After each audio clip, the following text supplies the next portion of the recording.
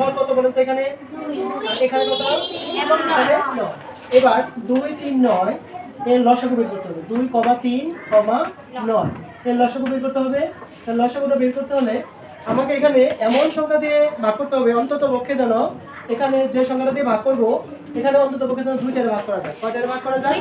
2টাকে। তো প্রথমত 1 সিরিয়ালি আসে 1 দিয়ে ভাগ করলেও যা না করলেও তাই। 1 এর পরে কত? 2। আচ্ছা যদি 2 দ্বারা আমি এখানে ভাগ করি 2 দ্বারা 2 কে ভাগ করা যায় বাট 3 এবং 9 কে কি ভাগ করা যাবে? যাবে না। তাহলে আমি এখন দেব কত? 3। কত দিব? 3 দ্বারা 2 কে ভাগ করা যায় না, তাহলে 2 2 লিখবো। 3 দ্বারা 3 কে ভাগ করলে 3 1 কে 3, 3 দিয়ে 9 কে ভাগ করলে 3 3 কে 9। এবার এমন কোন সংখ্যা আছে যে সংখ্যাটা দ্বারা এখানকার অন্তত পক্ষে 2টারে ভাগ করা যাবে? নাই, এরকম সংখ্যা কিন্তু নাই। সো আমি এখানে আর ভাগ দিব না।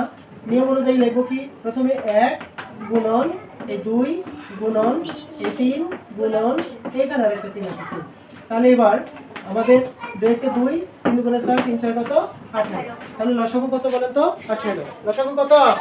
এই যে হর 2 3 9 এই লসাগু হলো 18। আমরা এখানে 18 লিখব। এই যে 18 লিখলাম। এবার এই 18 কে প্রথমে এখানকার হর কত আছে বলেন তো? এই 2 দ্বারা 18 কে ভাগ করব। 2 দ্বারা কি করব? এই 18 কে ভাগ করব। বুঝতে পারছি? তাহলে 18 এখানে আমি লিখলাম 18 ভাগ এখানে হর কত আছে? 2। তাহলে 18 কে যদি আমি 2 দিয়ে ভাগ করি তাহলে 2 আর 2 দিয়ে 18 কে ভাগ করলে 9 দুগুণে 18। তাহলে আমার ভাগফল নাম কত? 9। বুঝতে পেরেছি?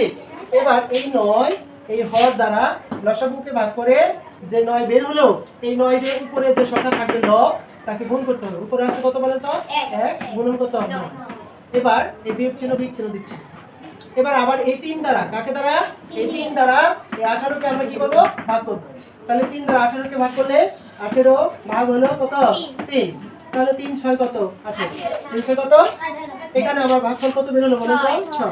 এই 6 দ্বারা উপরের লব কত আছে বলেন তো? 1। 1 কে গুণন করব 6 দ্বারা। বুঝতে পেরেছি? তারপরে এই বিয়োগ চিহ্ন দিচ্ছি। বিয়োগ চিহ্ন দেওয়ার পর এখানে কত আছে বলেন তো? 9। এই 9 দ্বারাও এই 18 কে আমরা কি করব? ভাগ করব। তাহলে আবার আমি এখানে লিখলাম 18 ভাগ হলো কত? 9। 9 দিয়ে 18 কে ভাগ করলে 9 দুগুণে কত বের হলো বলেন তো? 2।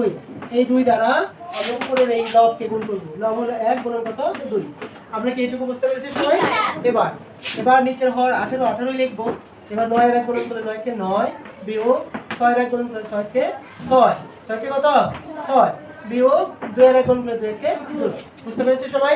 এবার এখানে হলো 9 বিয়োগ 6 এর আগেও বিয়োগ চিহ্ন 2 এর আগেও বিয়োগ চিহ্ন। এই দুইটা হলো নেগেটিভ। দুইটা হলো কি?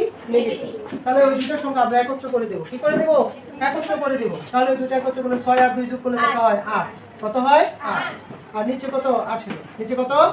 আচ্ছা এবারে আপনারা বলেন তো এই 9 এর আগে কি চিহ্ন আছে মনে মনে? যোগ। কি চিহ্ন আছে? কারণ কোন সংখ্যার বাম পাশে মনে মনে একটা যোগ চিহ্ন থাকে।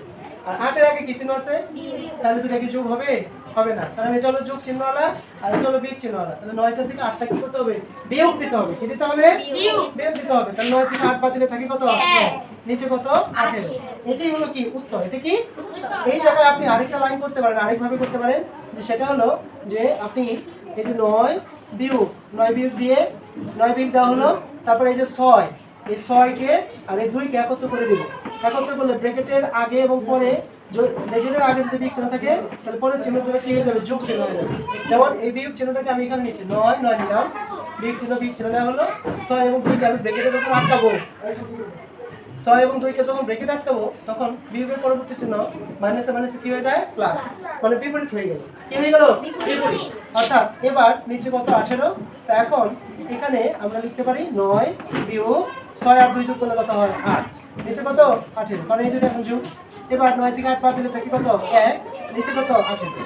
এখন আপনি চাইলে এই লাইনের পর এই লাইন করতে পারেন অথবা আপনি এই সাইডে না গিয়ে এই পাশে শেষ করতে পারেন। আপনাদের ইচ্ছা। আপনাদের যেটা সুবিধা হয় সেটা করবেন। ঠিক আছে? ধন্যবাদ সবাইকে।